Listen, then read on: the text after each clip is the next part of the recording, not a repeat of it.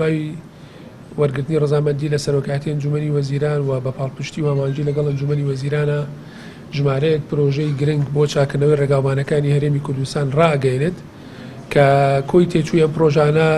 خۆی زیاتر لە 40 ملیار دیناری عێراقی هات. پرۆژەکانیش بەسەر سنووری هەموو هەرێمی کوردستانە دامەژبوون، هەموو پارێزگاکانی هەرێمی کوردستان ئەگرێتەوە بە جۆرێک کە پارێزگای دهۆک کراوە بە 4 زۆنەوە، پارێزگای هەولێر کراوە بە 6 زۆنەوە، پارێزگای سلێمانی و هەڵەبجە و هەردوو ئیدارەی گەرمیان و ڕاپەڕین کراون بە 8 زۆنەوە. ئەم پرۆژانە لە چوارچەوەی ئەو داواکاریانە بوون کە بەپەلا ئاڕاستی سەرۆکاتی ئەنجومەنی وەزیران کران و بەڕێز سەرۆکی حکوومەت بە سوپاسێکی زۆرەوە ڕەزامەندی لەسەردا و دەسەڵاتی پێویستیدا بە وەزارەتی ئاودانکردنەوە بۆ جێبەجێکردنی ئەم پرۆژانە لە نزیکترین دەرفەدا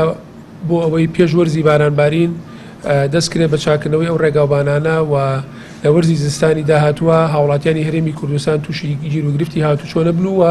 ژیانیان سەلامەت بێ لە هاتوچۆکردن لەسەر ڕێگاوبانەکان.